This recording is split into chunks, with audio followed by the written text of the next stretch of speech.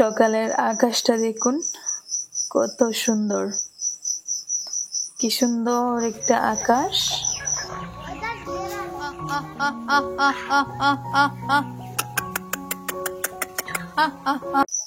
আসসালামু আলাইকুম, সুখ সংসারের আরো একটা নতুন ভিডিওতে আপনাদেরকে স্বাগতম।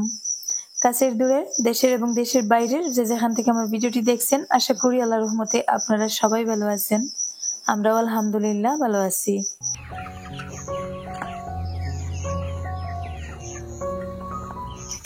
ছোট বড় মিলিয়ে আমার এখন 30টা মোরগ আছে।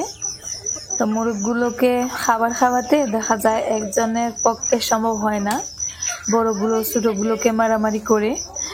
তো 3টা প্লেটে ওদেরকে খাবারগুলো আর কি বন্টন করে দিতে হয়। আর এখানে দেখুন ছোট বড় মোটামুটি সবগুলো মোরগ আজকে এক ফ্রেমে আছে।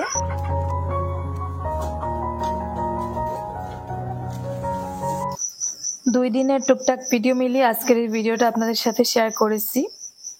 ভিডিওটা বেশি একটা বড় না, তাই রিকোয়েস্ট করব স্কিপ না করে একটু ধৈর্য সহকারে ভিডিওতে একটা লাইক দিয়ে শেষ পর্যন্ত দেখতে থাকুন।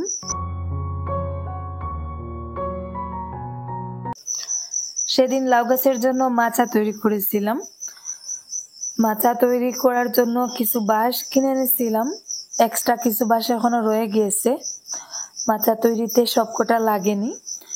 তো সেখান থেকে আমি কিছু বাঁশের টুকরো জোগাড় করেছি। তো আমি আজকে একটা ছোটখাটো বেড়া তৈরি করব। কেন বা কি জন্য করছি সেটা ভিডিওতে আপনারা দেখতে পাবেন। ওটা ছিল গতকালকের ভিডিও ফুটেজ। গতকালকে মহালয়ার জন্য আমাদের স্কুল বন্ধ ছিল। তো গতকালকে আর কি স্কুলের বারান্দায় বসে বসে কাজটা করেছিলাম। স্কুল বন্ধ থাকলে দেখা যায় বাইরের দিকে বের হওয়া যায় বা এক্সট্রা যে টুকটাক কাজ আছে সেগুলো বেরিয়ে করা যায়, কিন্তু স্কুল খোলা থাকলে সারাদিন গৃহবন্দী হয়ে বসে থাকতে হয়। রাতের বেলা বাজার থেকে সবজি আনিয়েছিলাম, রাতের সবজি রান্না ছিল তাই রান্না করতে হয়নি। এখন সকালের জন্য দেখুন চাল কুমড়া রান্না করব। রাতে একটা চাল কুমড়া আনা হয়েছিল। শিফা সকালে তার কাজকর্ম শেষ করে আমি ঘুম থেকে উঠার আগেই চাল কুমড়াটা কেটে রেখেছে। চাল কুমড়াটা আজকে একটু অন্যভাবে রান্না করতেছি।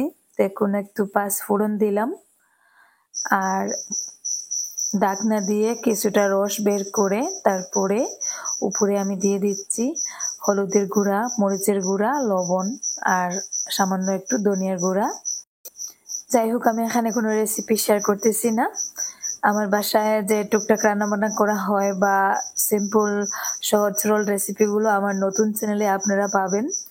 আজকে নতুন চ্যানেলে ভিডিও দিচ্ছি না, তাই টুকটাক রান্নাবান্না আর কি চ্যানেলে শেয়ার করলাম।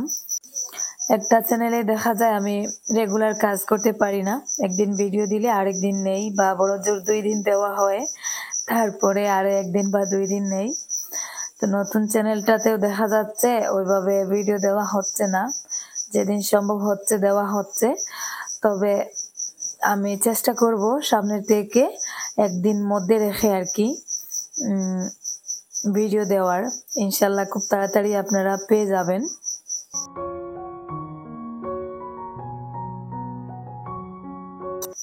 রান্নাটা শেষ, আমি এখানে পাবদা মাছ দিয়ে চাল কুমড়াটা রান্না করেছি। খেতে কিন্তু মন্দ হয়নি। পাবদা মাছ আমার অনেক প্রিয় একটা মাছ। পাবদা মাছ খেতে খেতে কেমন জানি মাছটার প্রেমে পড়ে গেছি। বেশিরভাগ সময় এখন এই মাছটাই বাজার থেকে আনা হয়।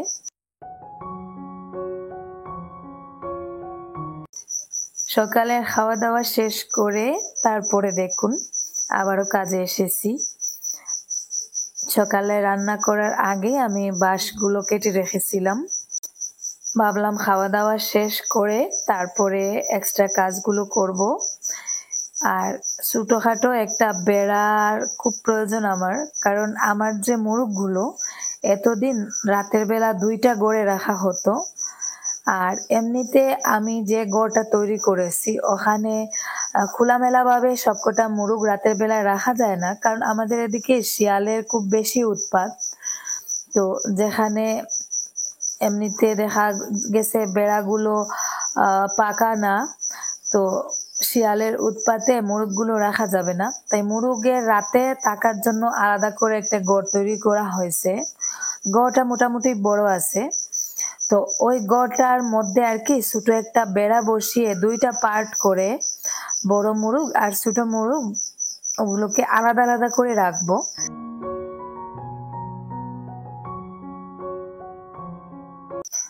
কাজের মধ্যে মধ্যে খাবার খাচ্ছি, খুব বেশি গরম ছিল। তো এদিকে আবার জুবাইর আইসক্রিম কিনে এনেছে, কোকোনাট আইসক্রিম। আমি তেমন একটা খাই না, তবে আজকে গরমের জন্য খেতে বাধ্য হলাম। আমার মা নানির বাড়িতে ছিলেন, আমার খালারা সবাই সেখানে গিয়েছিলেন, মাও গিয়েছিলেন। তো দেখুন মাও এসেছেন, মাকেও একটা আইসক্রিম দিলাম টেস্ট করার জন্য। দেখুন আমার বেড়াটা রেডি হয়ে গেছে, এখন শুধু চারদিকগুলো বেঁধে দিব, এতে করে হয়ে যাবে। আমার বড় মোরগগুলোকে এতদিন পর্যন্ত আমি আমার মেইন ঘরের সামনে যে একটা ছোট মুরগির ঘর আছে ওখানে রাখতাম, আর ছোট মোরগগুলোকে ওই যে নতুন যে ঘরটা বড় করে করেছি ওখানে রাখতাম। আজ থেকে বড় মোরগ ছোট মোরগ একসাথেই রাখবো। মধ্যে এই যে আমি এখানে একটা বেড়া তৈরি করেছি, ওটা দিয়ে পার্ট করে দিব। তো দেখুন কিভাবে আমি করব। পার্ট করার কারণ হচ্ছে বড় মোরগগুলো দেখা যায় ছোট মোরগগুলোকে মারে, আর আরো একটা কারণ ছোট মোরগগুলোকে খাবার দেওয়ার পরে ওরা সব খাবার খেয়ে নেয়, ছোট মোরগগুলো খেতে পায় না। তাই দেখুন এইভাবে মধ্যে বেড়াটা বসিয়ে আমি পার্ট করে নিয়েছি। এক পাশে বড়গুলোকে রাখবো, এক পাশে ছোটগুলোকে রাখবো, আর সামনে তো টিন দিয়ে একটা দরজা করেছি।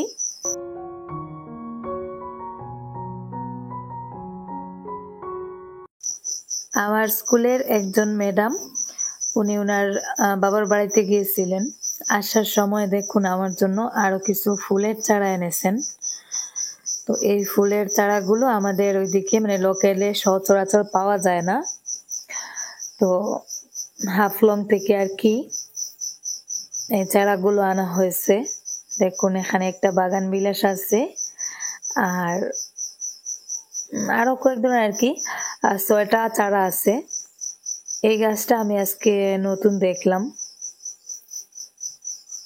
হয়তো থাকতে পারে, তবে আমার বাসায় নেই বা আশেপাশেও কারো বাসায় আমি দেখিনি। আর এই যে আরো একটা ফুল, নামটা কি আমি ঠিক জানি না, তবে এই গাছগুলো অনেকটা বড় বড় হয় আর ফুলগুলো খুব সুন্দর। আর এটা হচ্ছে বাগান বিলাস, পাতা দেখে মানে এটাই মনে হচ্ছে।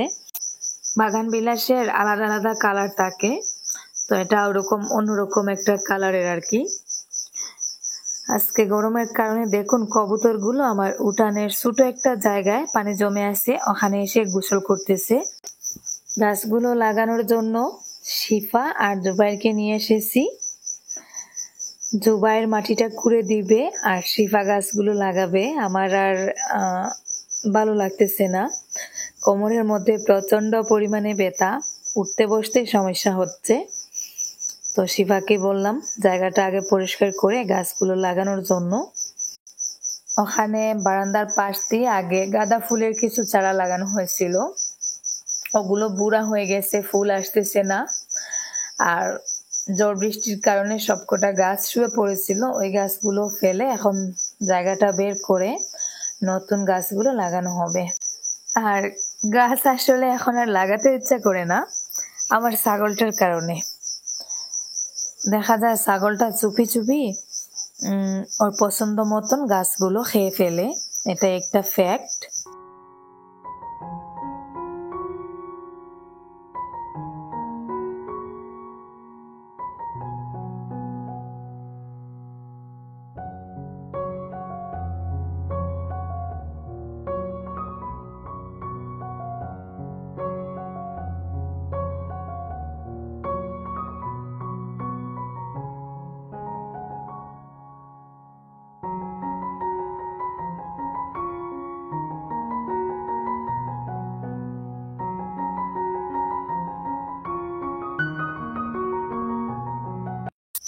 আমাদের ঘরের উপরে একটা কালী মন্দির আছে, আপনারা দেখেছেন। তো ওই মন্দিরে আজকে পূজা চলতেছে। পূজার কারণে দেখা যাচ্ছে সব সাউন্ড চলে আসতেছে ভিডিওতে, তাই অরিজিনাল সাউন্ডটা বেশিরভাগ আমি স্কিপ করেছি।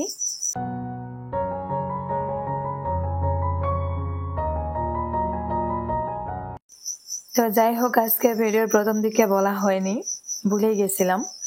যারা এখনো ভিডিওতে একটা লাইক দিতে ভুলে গেছেন, প্লিজ একটা লাইক দিয়ে ভিডিওটা কন্টিনিউ করুন। আশা করি ভিডিওটা ভালো লাগবে।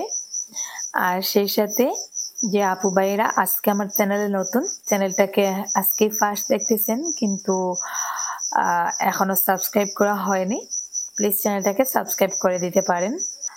আমি হাত লাগাবো না ভাবছিলাম, কিন্তু শিফা একটা গাছ লাগাতে দেখা যাচ্ছে 10 মিনিট লাগিয়ে দিচ্ছে, তাই বাধ্য হয়ে হাত লাগিয়ে বাকি গাছগুলো লাগালাম।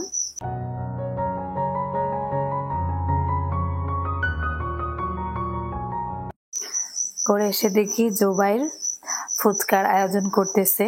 ও মাটিটা কুড়ে দিয়েই আর কি চলে এসেছিল, আর আগে থেকে শিফাকে দিয়ে আলু সেদ্ধ করিয়েছে। আর ঘরে কিছু ফুচকা ছিল, আমিও আসলে ওগুলোর কথা ভুলে গিয়েছিলাম। তো দেখুন কতটা জাল দিয়ে আলু ভর্তাটা করতেছে, জানি না আমি খেতে পারবো কিনা। আমি আবার অতটাও জাল খেতে পারি না।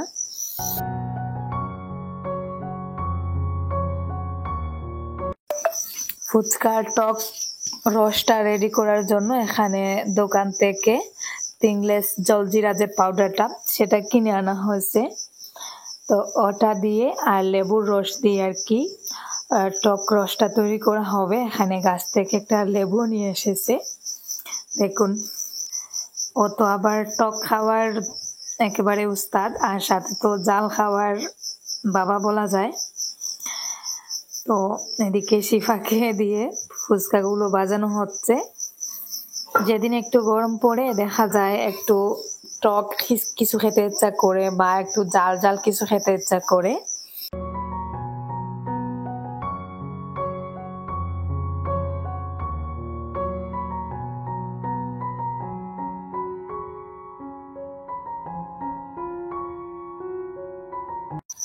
দেখুন ফুচকাগুলো মোটামুটি ভাজা হওয়া যাচ্ছে, আর আমার আবার অলরেডি জিহ্বায় পানি চলে এসেছে। আমিও ফুচকা খেতে খুব পছন্দ করি। দেখুন রসটাও রেডি করা হয়ে গেছে, আলু ভর্তাটাও করা হয়েছে। আমি একটা টেস্ট করে দেখি প্রথমে। রসটা দেখুন কতটা লোভনীয় হয়েছে, আসলে দেখেই জিহ্বার পানি সামলানো যাচ্ছে না। তো জালটা কতটা হয়েছে সেটা আর কি আমি টেস্ট করতেছি, যদি আমার খাওয়ার উপযুক্ত হয় তাহলে খাবো। ফুচকার রসের মধ্যে জলজিরা পাউডার, শুকনো মরিচ ভেজে ভেঙে গুঁড়ো করে দিয়েছে, লেবুর খোসা, লেবুর টক সহ কেটে দিয়েছে, আর একটু লেবুর রস। দেখুন খাওয়া দাওয়া শুরু হয়ে গেছে। তো আরিয়ান আবার সবকিছু রেডি করে খেতে পারে না, ও আমার থেকেও বেশি ফুচকা পাগল। তো ওকে রেডি করে করে খাইয়ে দিতে হচ্ছে। আর এই যে দেখুন আরো 2 জন এসে উপস্থিত হয়েছেন, সাথে আমার ছোট্ট মিনিও আছে।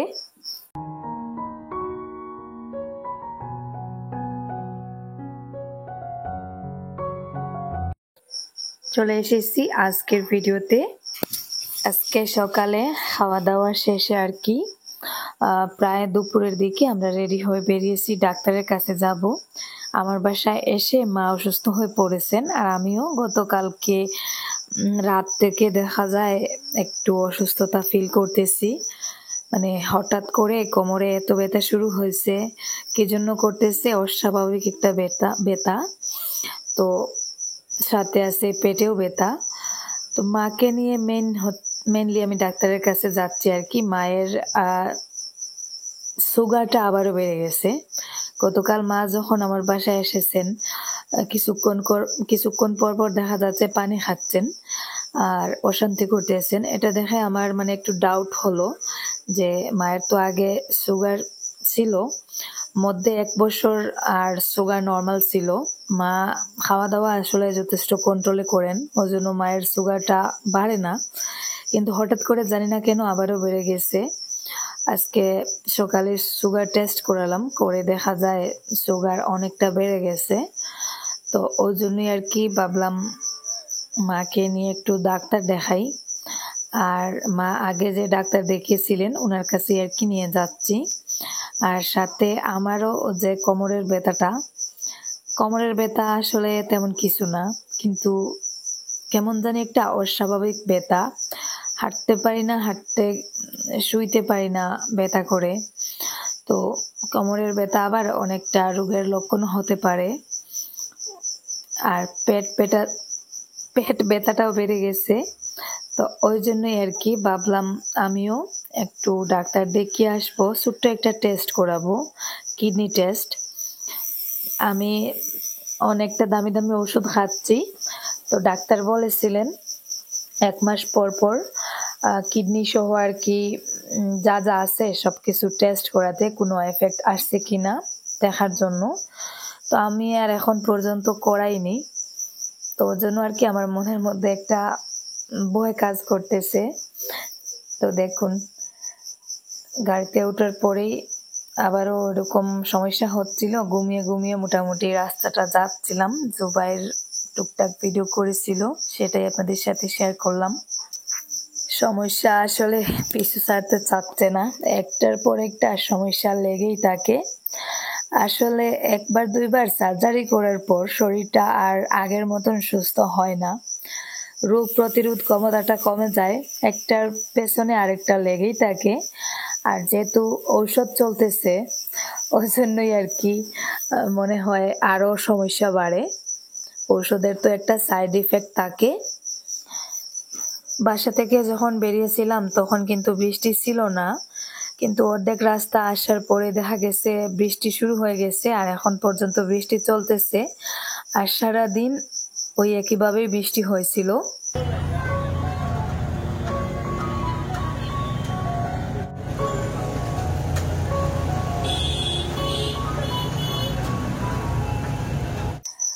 ডাক্তার দেখানো শেষ, আমার টেস্টগুলো করতে দিয়েছি, আর রিপোর্টটা পাইনি, আগামীকালকে পাবো।